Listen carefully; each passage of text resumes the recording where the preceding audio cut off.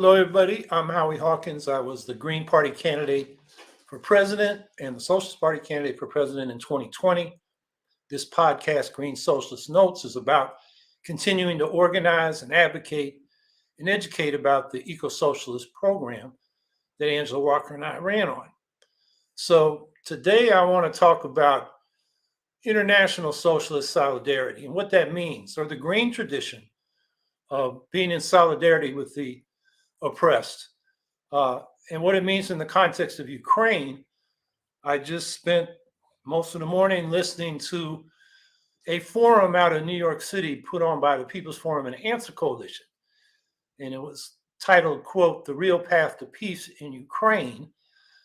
But I'm going to give you a review of it. There was very little about Ukraine in terms of what's going on the ground or what the Ukrainian people, the vast majority of them, think about it. The promo for the forum said, there's no road to peace if U.S. policy is to obstruct negotiations and send endless weapons to Ukraine. So it said NATO expansion must end and money for domestic needs, not war. That makes some assumptions that U.S. policy is to obstruct negotiations. I don't think that's been the case, and I'll talk about that. And if weapons don't go to Ukraine, what's to stop the Russian weapons from continuing to take Ukrainian land from the Ukrainians? So the host of the forum was a guy named Manolo de los Santos. He's with the People's Forum.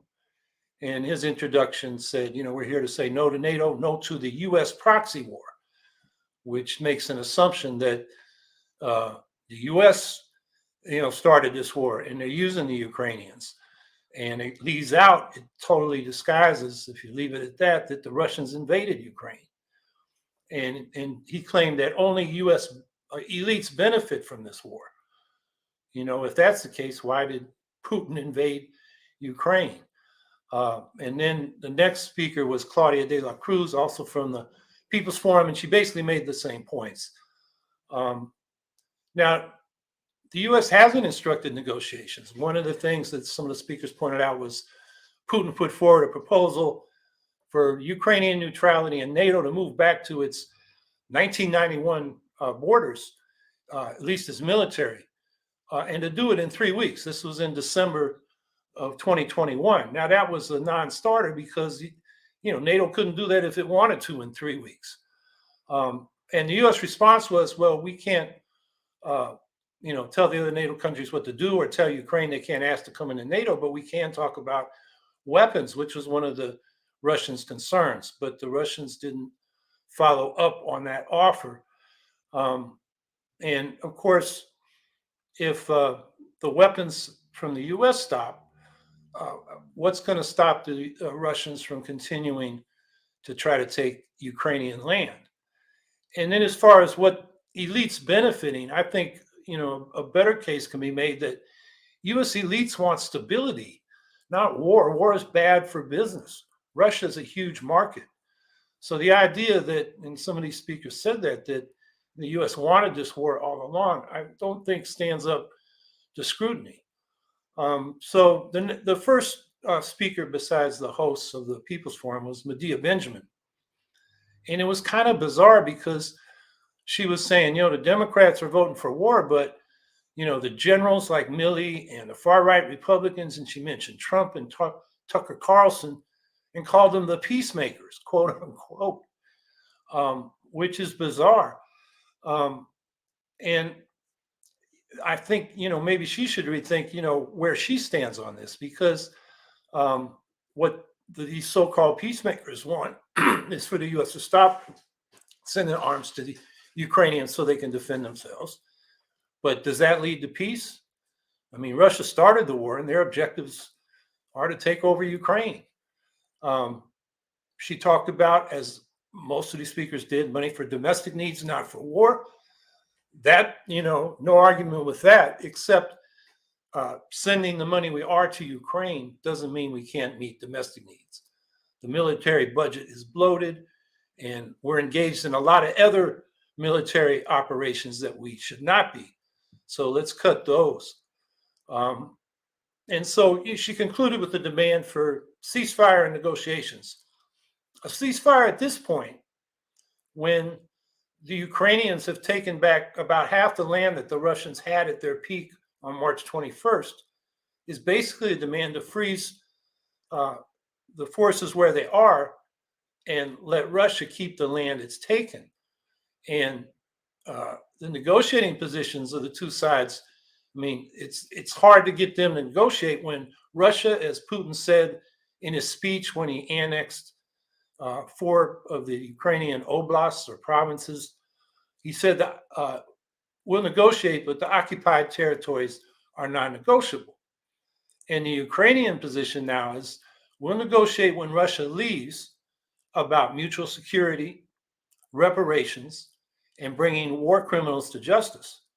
So they're far apart. So you can have a ceasefire, but I don't know how you're going to negotiate an agreement with those two starting positions from the two sides. And what was left out of this whole discussion is, what do the Ukrainian people think? The most recent poll by a sociological institute in Kyiv found that 86% of Ukrainians reject such a land for peace proposal, and only 8% support it. And throughout this whole discussion, a lot of people in the chat were saying, where are the Ukrainians? They were basically absent. It was as if this was just a geopolitical struggle between the US and Russia and maybe China.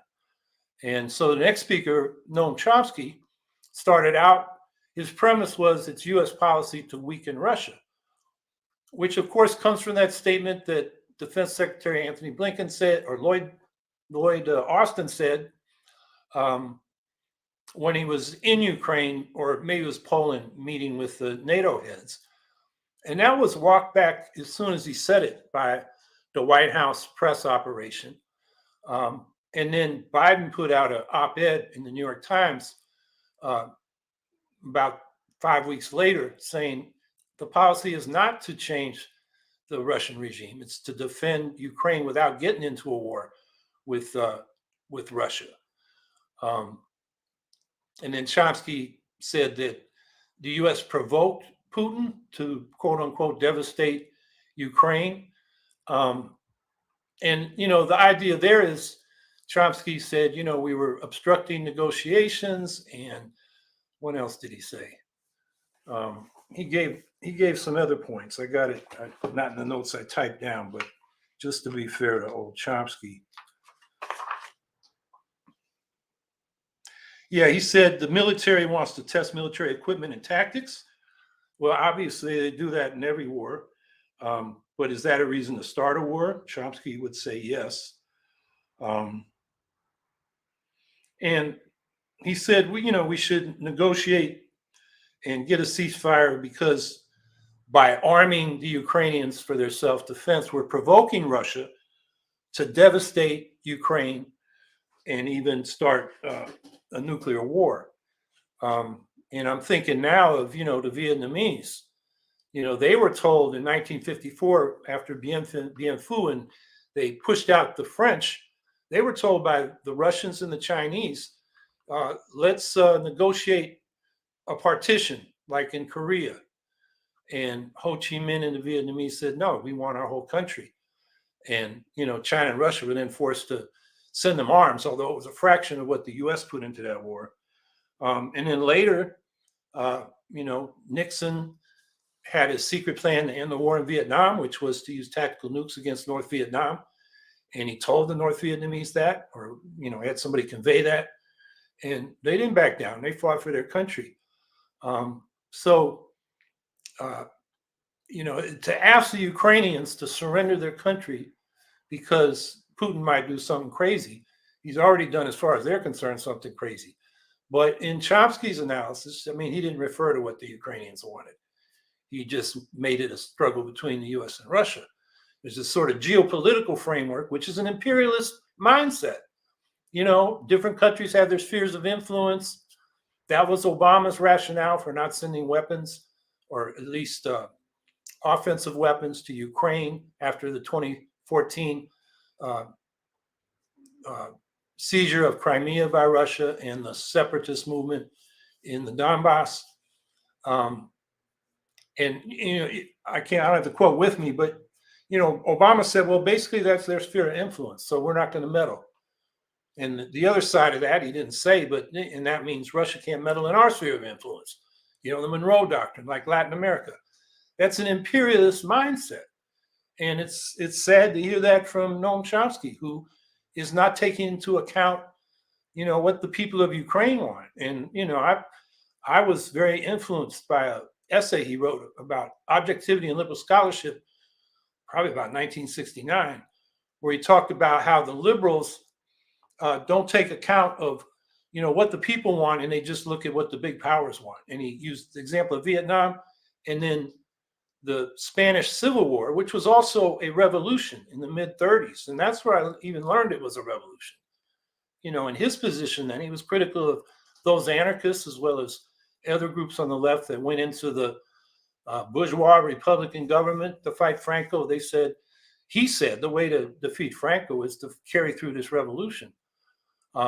Now, the idea that the Ukrainians would have any say in that is just off his radar. And then he accused the U.S. of causing famine in the energy crisis when it's Russia that was blockading the grain exports from Ukraine and who have cut off, gas and oil to parts of Europe. Although it's selling a lot of gas and oil, it did, on the gas, they were restraining the shipments through the Nord Stream pipeline through the Baltic Sea before it was sabotaged. So it's not just the U.S., that has a role in causing this famine and energy crisis. It's really, Russia is the one that started this war. They have the primary responsibility, and they were the ones blockading the grain exports until they were able to negotiate, a grain agreement, which has just been extended for 120 days.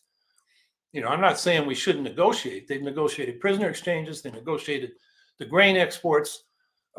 They should be negotiating on the SALT, Strategic Arms Limitation Treaty, which is up for renewal. The U.S. should be pushing Russia. Let's get back into negotiations about other nuclear arms negotiations, like reestablishing an intermediate range nuclear forces treaty, which Trump pulled out of unilaterally. There's a lot to negotiate, but the idea of ceasefire and negotiation, ceasefire, let the Russians have the land they've already taken.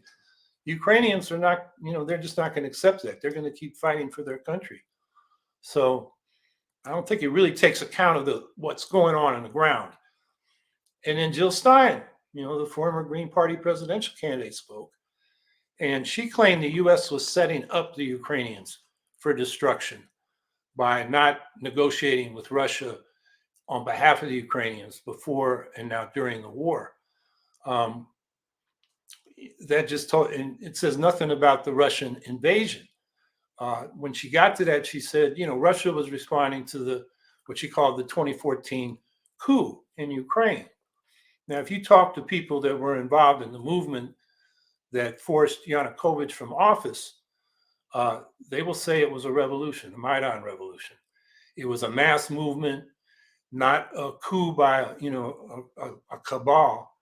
And what happened there was, after months of protests, Yanukovych left Ukraine, and the parliament then appointed a temporary president, and then they had elections a few months later. And they say the Nazis took over. The right did play a role on the street politics, the street fighting at the end, particularly of the confrontations on Maidan Square. They were able to do that because there had been, what happened there was, and I talked to a Green, young man in Ukraine, maybe a couple months ago, who was there at the initial phase of those Maidan Square demonstrations. And he was there with the students who were objecting to the fact that Yanukovych, after Parliament authorized him to do this agreement with the EU, flipped on them and signed an agreement with Russia. And these students were objecting to that. I think the general feeling was we want to integrate more with the West. It's more democratic. There's also more job opportunities for us as well-educated students. Ukraine, something like 12% of their GDP is remissions from Ukrainians who go to West Europe to to work because the Ukrainian economy has been so devastated. And this is before the war. And they were out there for a couple of weeks, and they're about to pack up. They were having their last demonstration, and Yanukovych sent in these goons, the police, to come in and beat the crap out of them. And that led to thousands coming out. And then it wasn't just about, that EU deal. It was about police brutality, the general repression from Yanukovych, and the corruption of Yanukovych and other oligarchs. And that's what that became about. And as the demonstrations went on and there was more repression from the Yanukovych people, his regime, it just strengthens people's resolve. And they say, well, they offered a deal right near the end where Yanukovych would have early elections. And by that point, the people on the street, the movement, it was too late for that as far as they were concerned. They wanted Yanukovych to go and they wanted new elections without him. So he fled. That's not a coup, that's a revolution. And after that revolution, the right wing in Ukraine, the electoral right wing, didn't have that many seats before. They had less after that in the 2014 elections. And then the 2019 elections, where Zelensky came in, they got no seats, 0. And their percentage of the vote for their presidential candidate, I think it was 1.6%. And for their parliamentary parties, it was 2.3%. And they needed 5% to break the threshold for representation in the proportional part of their parliament. So that was not a coup. It was a revolution. It was a political revolution. And the left will tell you in Ukraine, yeah, it wasn't a social revolution. We didn't change the relations of production. We didn't, change how capitalism, a very neoliberal form of it, was developing in Ukraine. But they did get rid of a corrupt leader as they saw it. So that struggle goes on, and the left will tell you that. Anyway, so, Jill said Russia almost excusing their invasion because they're responding to this coup, which is said to be Nazi. And she spent a lot of time, presenting good facts about how wealth is concentrated in this country. We're spending too much on the military and not enough on domestic needs. And that war is a profiteering opportunity. That's all true. But what are you going to do about the Ukraine? How are we really going to end this war? And, it really didn't get very specific on that. And the next speaker was Brian Becker, who's from the Party for Socialism and Liberation, of which the Answer Coalition is basically a front. And he said things like the U.S. is making Ukrainians fight Russia, as if they get invaded and they fight back, and that's the U.S. making them fight. He went through the whole thing about the U.S. Russia wanted peace, but the U.S. rejected it before the war. I already talked about, what Russia offered, which wasn't serious, and the U.S. did say, we'll talk about the weapons part. And then he went on a thing, which is basically the Russian line, that Ukraine is really a part of Russia. And, he praised, Putin's speeches on, the historical unity of Russia and Ukraine, said the Ukrainian government is a, result of a Nazi coup. But he did say, this was true. This is a true description of what happened. He called the Russian invasion a mistake because it united NATO. And then he played the infamous Victoria Nuland audio. She was in the State Department and she was having a conversation with another State Department person about who they'd like to see in the new Ukrainian government if Yanukovych wasn't there anymore. And this is an audio probably captured by Russian intelligence and put out. But it doesn't mean they were sitting there picking the next government. They talked about a guy named Yashchenko who did end up being prime minister, but that was after an election and the negotiations among the parties that were elected on who would be the prime minister. So they weren't really handpicking. And, this Ukrainian Green I talked to, he said, we weren't freezing our ass out there in, sub-zero temperatures to get cookies from Victoria Nuland. She famously went around the Maidan Square during one of the demonstrations and had a bag of cookies for people. Like I said, they were out there in response to the police violence, the oligarchic corruption, and the repression they were getting from Yanukovych government. So, the only thing Becker I got right as far as I'm concerned is the Russian invasion did unite NATO, and that strengthened Western imperialism, which they supposedly opposed to. Next speaker was Eugene Puryear, who's also from the Party for Socialism and Liberation. And, he said our opponents, there were counter protesters and people in the chat were, putting in comments, said that the opponents only want the right Ukrainians to speak. And, he claimed that millions of Ukrainians stood up to fight the Nazi government. I think that's, way overstated.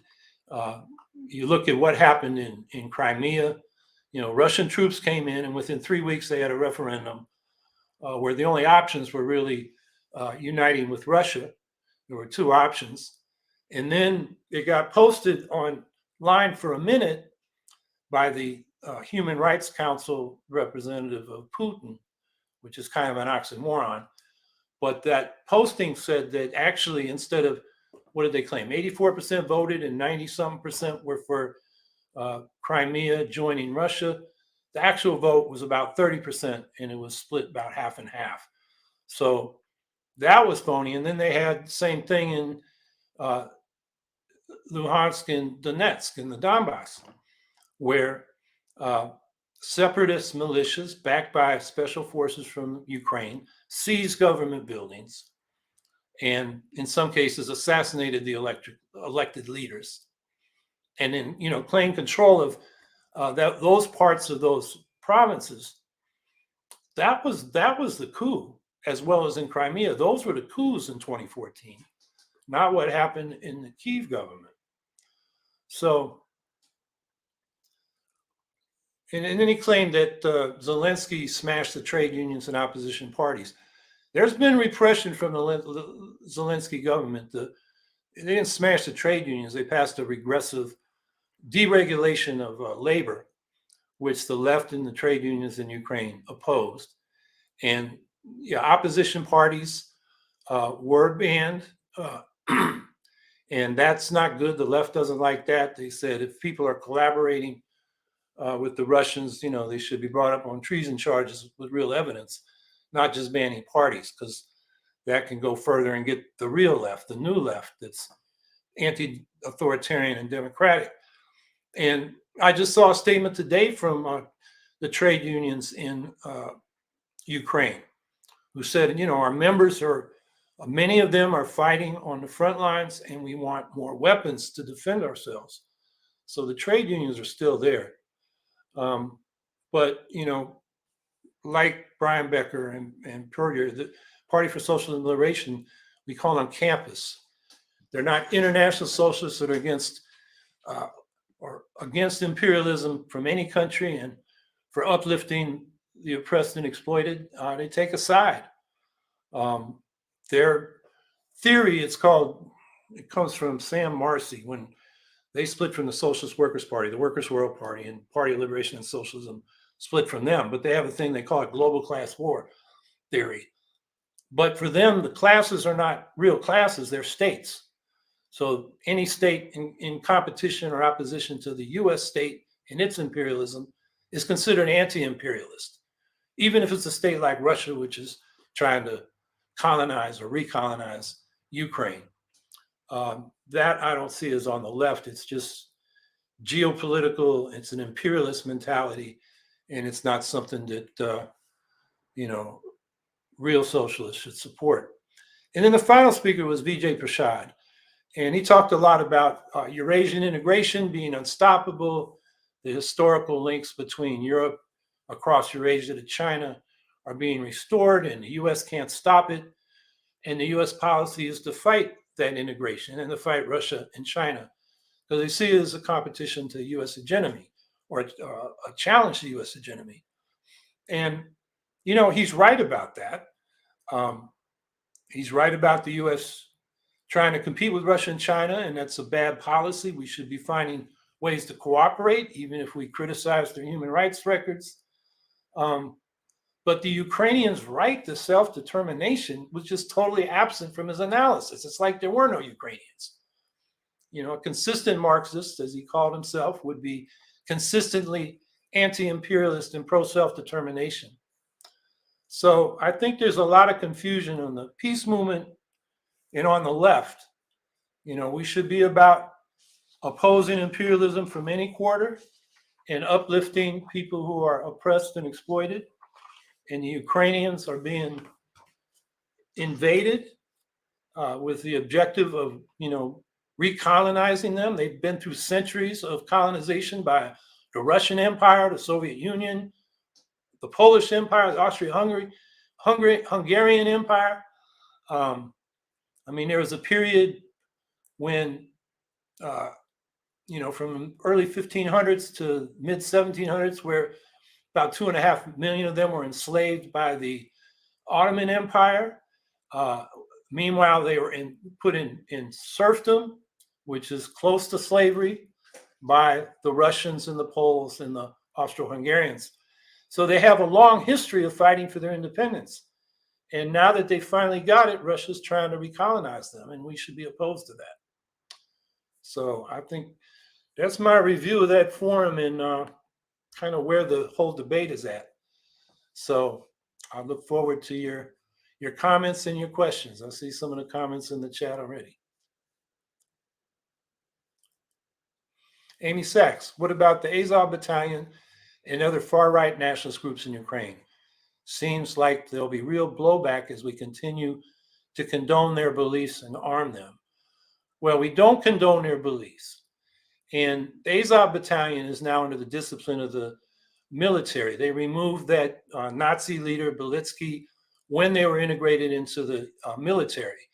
I've been looking for interviews with those Azov members who were released in a prisoner exchange, to see what their politics are. But the far right in Ukraine is not so much in the military as an organized force. It's independent of that. And there is an Azov movement. It's dangerous. It has fighting clubs and sports teams and newspapers. They go after, and this is before the war, because they can't go on the street any more than the left can under the martial law during the war. But they were attacking LGBTQ groups, Roma, and the left, the anti-authoritarian left. And that movement is there, but I would say we got to put it in perspective. As I described, electorally, their parties have virtually no support. Unlike almost every other Western European country, the Alternative for Democracy in Germany, National Rally, Le Pen's party in France, they took power in Italy, not to mention, the MAGA Trump Republicans in the US. I think the far right we got to be worried about more is in these other countries, not in Ukraine, from what we can see from the electoral results. And the blowback, I know people are concerned that weapons will get in their hands and they get to far right groups around the country. One of the things that pops up a lot is this idea that only 30% of the arms that we're sending actually get to the front lines. That comes from a CBS story that did not air, but I've seen it online. And it's from a guy who is running around near the front lines with a van, giving or selling items to troops that they need, whether it's warmer clothes or, night vision goggles or actual weapons. And he just kind of shrugs in one part of the story when he's asked, how much of this stuff do you think doesn't get to where gets to where it's intended? And he just guesses 30%. It's the only reference to that. So meanwhile, there's been, there were stories in the last couple of weeks about how the Pentagon is, setting up, or it has set up people to monitor to make sure this stuff gets to where it is supposed to go. So I don't think that problem is as big as some people think it might be. But of course, in any conflict with weapons around and some of them abandoned as troops retreat, there are going to be weapons that find their way into the black market. But that should not be an argument for denying the Ukrainians a right to defend themselves.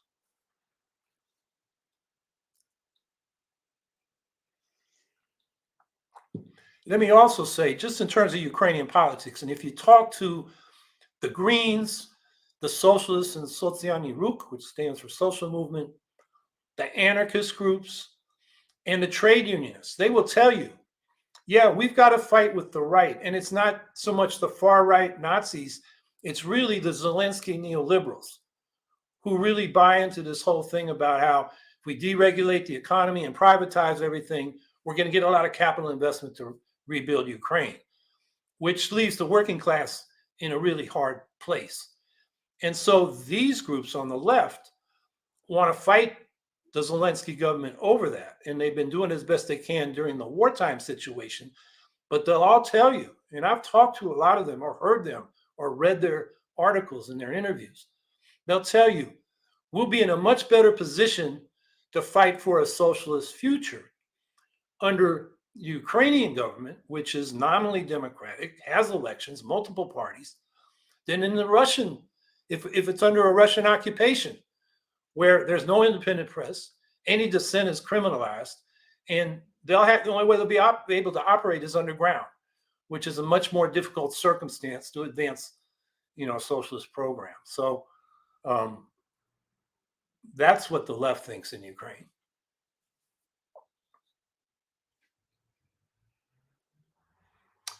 Jean Lois Pascalides. Jill is correct. It's a proxy war. U.S. wants war with Russia, and they got it. Are you saying the Russian speakers were not being persecuted by Nazis in Ukraine? I'm not with you on this. Well, Russia invaded Ukraine, and we're supposed to believe that the U.S. made them do it so we could have a proxy war with Russia. It just doesn't make any sense. This war does have an inter-imperialist aspect, no doubt, but U.S. imperialism in Ukraine was more economic, pushing this neoliberal agenda, so it would be good for U.S. business. And they were in competition with Russian businesses in Ukraine. So there's that aspect to it. But the fundamental aspect is Russia's trying to recolonize Ukraine, and Ukraine's saying we want self-determination. And that's what we should support. Now, Russian speakers being persecuted by Nazis in Ukraine.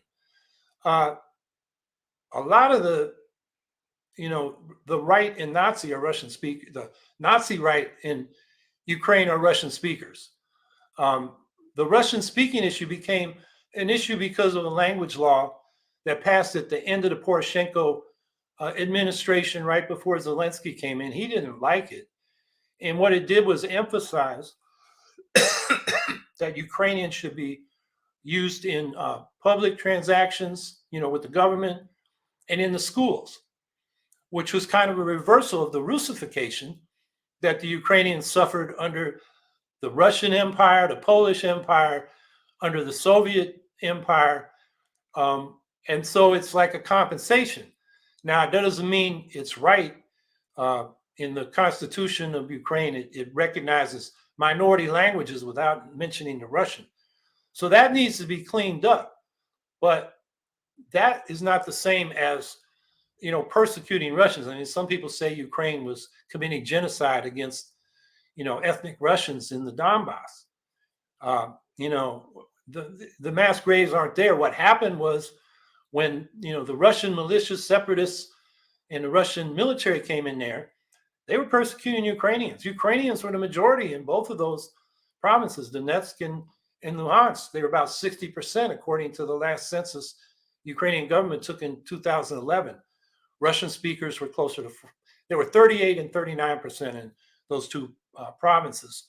So even though most of the ethnic Ukrainians spoke Russian as a first language, as everybody did in that part of the country. So yeah, I'm saying the Russians were not being persecuted,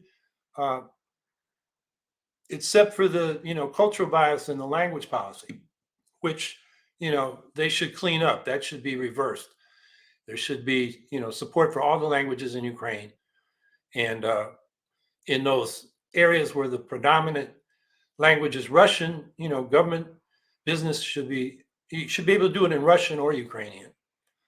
But this whole trope that the Ukrainians were persecuting the Russians, that's the Kremlin line. It's not the reality on the ground.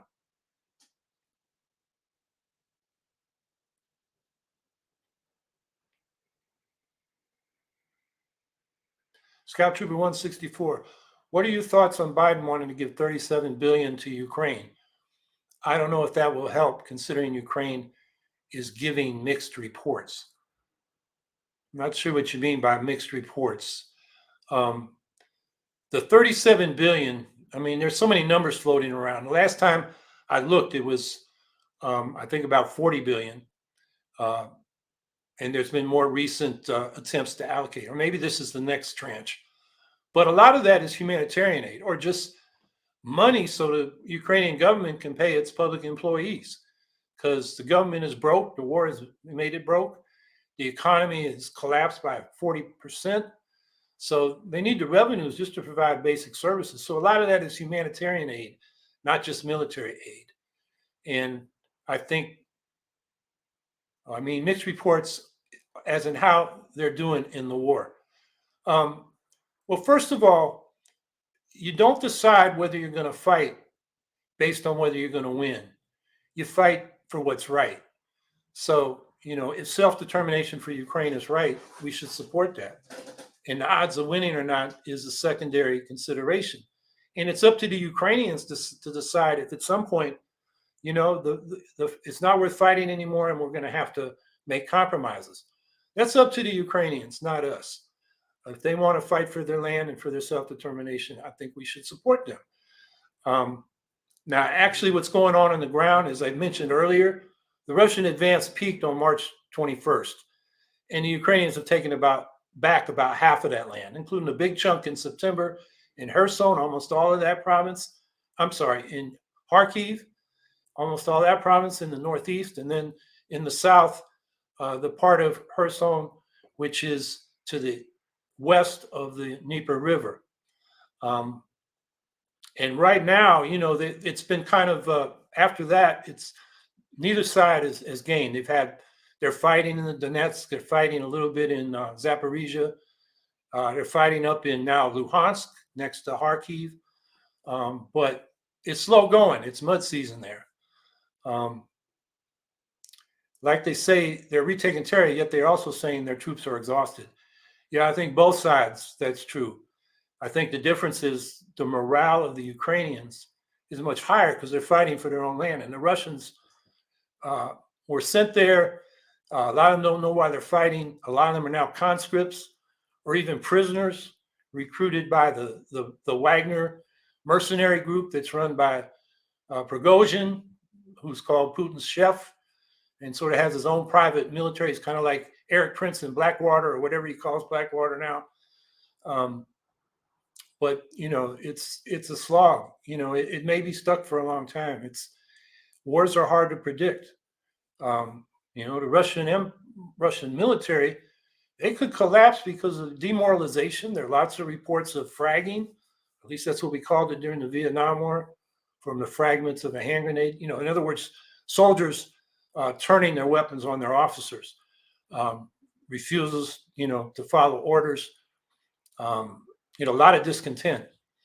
The problem on the Ukrainian side is, according to General Milley, they've lost 100,000 people, as have the Russians. That's devastating. It's about double what the U.S. lost in Vietnam. It's a tragedy. But the bottom line is, if the Ukrainians want to fight for their land, they have a right to. It's not up to us to say, this is costing too much to you, so we're going to stop supporting you and let the Russians take over. That would be wrong. Frankie Lee, Howie, why don't we just tell Zelensky to get to the peace table with Putin and let Putin have Donbass and Crimea, which were part of Russia, and stop more people dying? Well, what do the people who live in Donbass and Crimea say about that? We don't know. We have a good idea, particularly in the Donbass, that they don't want to go to Russia. The Donbass has been depopulated. Most people have run from these separatist governments, which smashed the trade unions. The mines have been shut down. The steelworks have been shut down. The economy is nothing. It's just, military and, aid packages from the Russian side. Crimea, what about the 15% of the population that are Tatars who were shipped by Stalin out of Crimea out to Siberia or Uzbekistan, or I think it was Uzbekistan. And we're not allowed to come back until the Soviet Union collapsed. And they mostly come back to Crimea. They were totally opposed to becoming part of Russia. Given their history, they don't want to be part of Russia. And as I said earlier, the report, it seemed like the real report on that snap referendum 3 weeks after the Russians seized the government offices in Crimea was, about half and half in Crimea, where, the Russian population was 54% in that 2011 census. So, and the other thing is Zelensky can't go to the peace table and tell Putin, okay, you can have Crimea in the Donbass, because his own people won't let him do it. Back in late March, there was a peace agreement on the table. And this is the one that people are saying the U.S. put the kibosh on, which isn't true. And what Zelensky said was, we'll be neutral. We'll have no NATO troops in Ukraine, which was already part of the Constitution. And we'll negotiate over time by diplomatic means the status of the Donbass and Crimea. And Putin and Lavrov, the foreign minister, rejected at that time. They rejected that. And Lavrov, said, we haven't got all the land we want to get. So it was the Russians at that time that rejected that. The neutrality would have dealt with the supposed problem with NATO that the Russians had. They would have got what they said they wanted. And then the status of the Donbass and Crimea would have been decided by diplomacy. In other words, probably setting up a process where the people, including the people that have been pushed out by the Russian occupation, would be able to come back and decide their status by, some kind of democratic process. But, okay, the Russians rejected it, and then the Ukrainian people rejected it. Because right after that, the massacres in Bucha and Irpin and the other places north of Kyiv, in the Kyiv suburbs, and up in the rural areas going toward Russia and the Belarus border, were revealed. And the Ukrainian people were pissed off. And they didn't want to negotiate with the Russians. They just wanted to throw them out of the country. So at that time, and you're saying we should tell Zelensky what to do. No, the Ukrainian people should tell Zelensky what to do, not us. That's an imperialist mentality. We can't decide for the Ukrainians, or we shouldn't decide for the Ukrainians what their future is. That's up to them. So in the end, that proposal, which was kind of like the Minsk agreement, maybe what, the Ukrainians finally settle for, will be neutral. Ukraine will be neutral. They also wanted security guarantees from the great powers, that Russia can't invade them again. And then we'll let the people in Ukraine, in Crimea, and the Donbass provinces decide their status, which could be autonomous within Ukraine, could be part of Russia, or in Ukraine without autonomy. Crimea had its own parliament. They had a lot of autonomy before 2014. That's something they had fought for over the previous, 15 or so years. Separatism in the Donbass was not an issue until 2014, when the Russians intervened and supported those separatist militias. I mean, there was a little separatist movement there, but it was marginal. But bottom line is, it's not up to us to tell the Ukrainians what to do. It's up to them to decide what's an acceptable resolution to this conflict.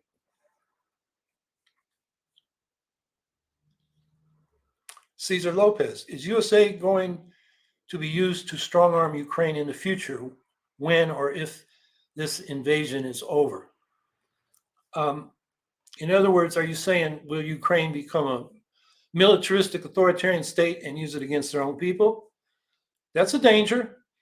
But like the left will tell you in Ukraine, we'll take our odds with the government we got here in Ukraine and the governmental system against having the Russians occupy the country. The other thing that question provokes is, giving aid and also withdrawing it is leverage over Ukraine. And the Ukrainian left will tell you this, as well as other people in Ukraine. They're worried that at some point, the U.S. is going to force Ukraine to settle for less than they want by threatening to withdraw arms and humanitarian aid. And, there is some talk in some of the European countries. Some people read that into General Milley's remarks, although he definitely walked that back this week in a news conference. He said he was just saying, it's wintertime, neither side's advancing. It would be a good time for talks. But he said, we're not saying, he said many times, we're going to keep arming Ukraine as long as it takes. That phrase, as long as it takes, he must have used 8-10 times. So what I'm saying is the fact that we're giving arms, the fact that we could withdraw them as well as the humanitarian aid is leverage over the Ukraine government that a U.S. government could use. And, Trump, when he announced this week, said as much. He said, I could go talk to Putin and resolve this thing. And of course, he would have the leverage over the Ukrainians of withdrawing support, which a lot of those right-wing Republicans want to do. That's the Marjorie Taylor Greene position.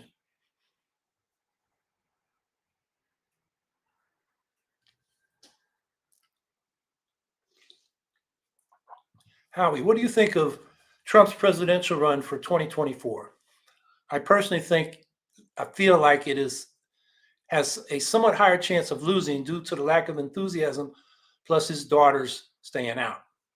I think his base is not as secure. The problem in the Republican primaries is that they're winner take all. That's how Trump won last time. All the opposition to Trump divided the vote. So he was winning 25, 30, at best 35% of the vote in primaries. But because it was winner take all, he got all the delegates.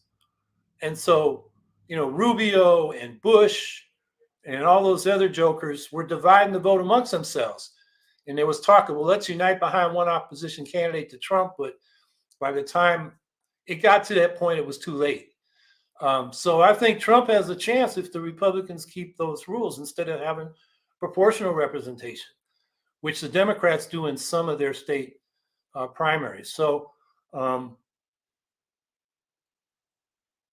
think, Trump is still a danger. I think within the country, he represents a definite minority. But given our political system, winner take all, gerrymandered districts, biased toward the more conservative rural white areas of the U.S. Senate and the Electoral College, Trump still represents a danger. But he definitely has lost support. The New York Post, and I put pictures of this on Twitter a couple days ago, if you want to look. On the cover, it had down at the very bottom a banner that said, underneath the main story, which was about crime in New York City, Florida man makes announcement, which is kind of disrespectful. Then you go to page 26, they buried it. The title of the article was, been there, done that, as in Don Trump. In the article, you can click on it and read it in that tweet. It's the most derisive article I've seen on Trump. I said in my tweet, this is Rudolph Murdoch's conservative New York Post, and I couldn't have done better mocking Trump's announcement. You really got to read the article. It's short, but boy, is it cutting. And so he lost one important media support. The New York Post had been for him, but I'm still worried about the winner-take-all primaries in the Republican Party. So that's what I think of his run. I hope he gets his butt kicked in the Republican Party before he even gets to the general election. Howie, people such as the group at breaking points believe that DeSantis could beat Trump if he were to run for the presidency. Do you think he could or not, and why? I don't know. I mean, DeSantis is from Florida. Bush was from Florida. Rubio was from Florida. And Trump kicked their ass. DeSantis has a strong base in Florida. The election showed that. But what about nationally? I mean, the media has given him some bumps, but he's not tested. So, I guess I'm saying I don't know. He could, but he also could get, the treatment from Trump. I mean, Trump's already got a nickname for him, the Sanctimonious, which is kind of fitting, but I don't know. That's just about as much as I've thought about that one. Oh, and thoughts on the strikes going on at Starbucks. More power to the strikers if they're going on in your community. Go out and support a picket line if there is one. This new labor movement in some of the areas that the mainstream labor movement hasn't organized is very important. And, it's something we should support and encourage.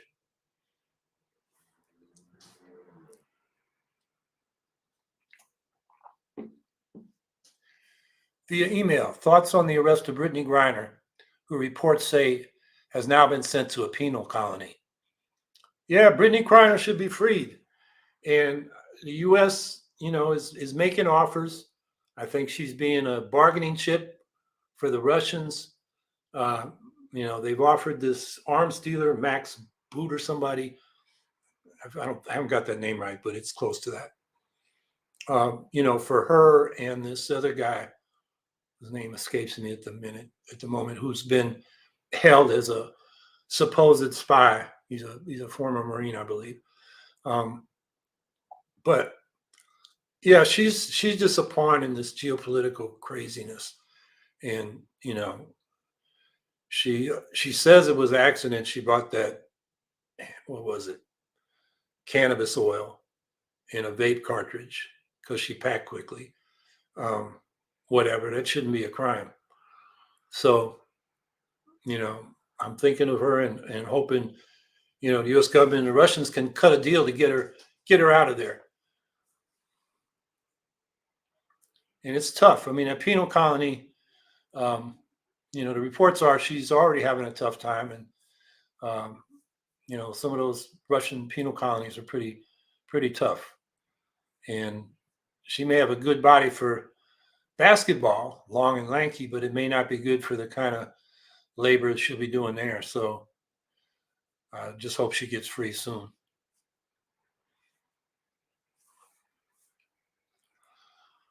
Via email, thoughts on Pelosi stepping down as House Democratic leader. Well, I'm not surprised. If the Democrats had held on to the House, she might have stuck around, or maybe not. The guy who's likely to take her place, Hakeem Jeffries, we know him here in New York. He's from Brooklyn. He's a corporate neoliberal. He's not only a member of the Congressional Progressive Caucus, but that doesn't mean much. And he had a PAC that was actually going after the more progressive Democrats. And, him and AOC have been, jabbering at each other. So he's not on the progressive side. The next in line is a woman from Massachusetts whose name I forget, but she's also a member of the Democratic the Congressional Progressive Caucus. But she hasn't been a champion on any issue. She's, for example, Medicare for all. She was not with that. She was for improving Obamacare. And then the other guy, Aguilar from California, is a member of the New Democrat Coalition, which is the open, corporate neoliberals. So what that means is the leadership of the Democratic Party is going to stay the same in terms of its politics. You're not going to see, the kind of things that Bernie Sanders or AOC wants, being forwarded on the agenda. They're going to be blocked by these people. So I don't think it makes much difference for the Democrats.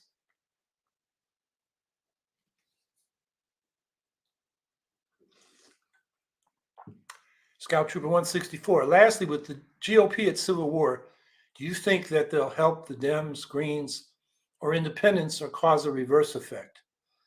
Well, if the Civil War within the GOP, the Republicans, weakens them and makes them less fearful as people that might take power and do the things they want to do, that makes the spoiler effect less, which will help the Greens or independent progressives, because then people feel more comfortable about voting for a Green, even if it risks electing a Republican as opposed to a Democrat as the lesser evil. But the best thing we can do about that is to get ranked choice voting adopted, and particularly proportional ranked choice voting for proportional representation in legislative bodies. Then the spoiler effect is eliminated. The gerrymandering of non-competitive one-party districts is eliminated. And the Greens would get their fair and proportional share of representation. So I think that's in our hands. What happens in the Republican Party is not much we can do about that, except observe it and respond to what the consequences are. But in the meantime, we need to expand. I did a counting Nevada, where I think about 20 counties, municipalities, and school districts each. There was about 60, as well as the state itself. All elections in Nevada are now going to be ranked choice voting in the general election. And that brings us to 115 local jurisdictions and 3 states with ranked choice voting. Now, these aren't the best ranked choice voting we could have, because in Nevada and in Alaska, they have top 5 or top 4 primaries, which bypasses parties. I mean, parties should have memberships, and we don't even have that in this country, even in the Green Party. But the member activists should nominate candidates accountable to their platforms and have their own process. The primaries can bypass that. Anybody can get in the primary who's registered in the party, or in some states just fills out a form or gets the petition signatures or puts a filing fee in, and take the nomination from the party activists. So that's a problem, and it undermines parties as things that we should have, where we can put our heads together, think things through, decide what we want to do and who we want our candidate to be. So that top 4, top 5, or top 2 in California and Washington is a problem. And so the Nevada thing is a mixed blessing. Ranked choice voting in the general election, that's good, but top 5 is not good.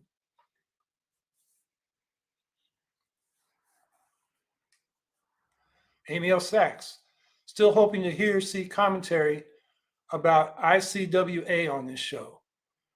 Maybe for the big number 100. Okay, ICWA,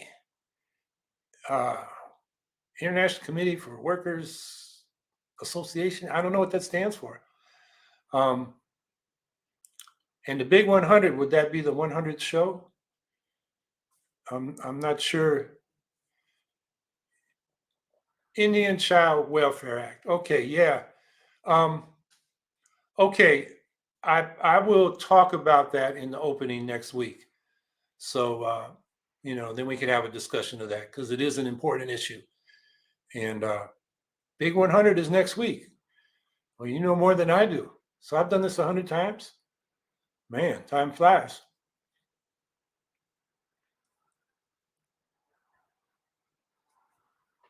Waiting for another question. And okay, actually it's in the 130s, but 100 since the campaign. Okay. I didn't know anybody was counting. That's even more impressive, I guess, that we've been doing this that long or that many times.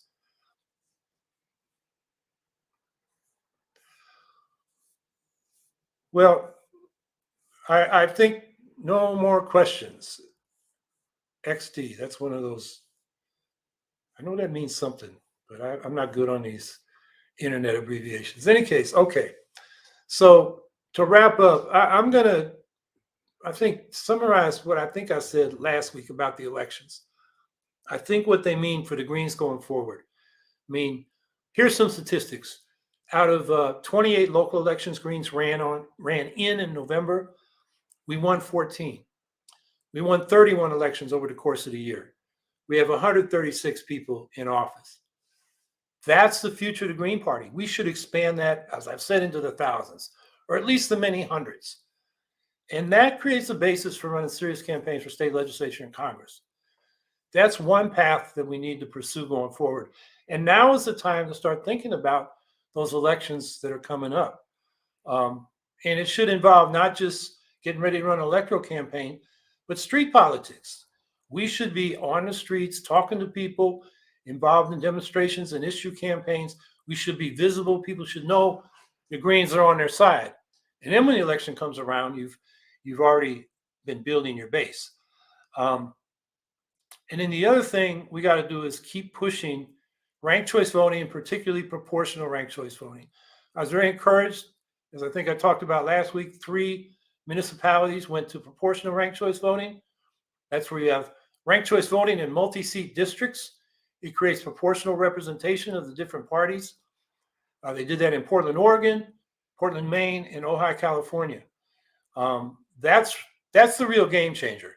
Ranked choice voting gets rid of the spoiler problem, but if you still have gerrymandered, non-competitive one-party districts, we're not going to get many seats. We're going to get them occasionally.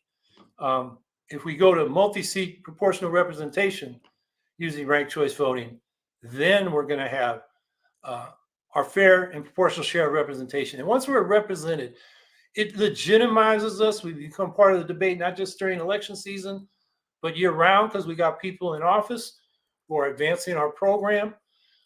It's just going to make such a difference. So I think those are the two things as we think about, this election's over, what we're going to do in the next period. Local elections, let's elect a lot more Greens to local office as a step toward state and federal office, and then push for ranked choice voting, and particularly proportional ranked choice voting. I think that's the strategy for the Greens, who at this point, let's face it, we're the only independent progressive party out there that's national. There are a couple of ballot lines in a few states, but it's not much. And they've been around for years. They're not working with anybody else. We're the vehicle to create a real left in this country. So let's take advantage of that. And I'll see you next week, and I'll talk about the Indian Child Welfare Act and other things.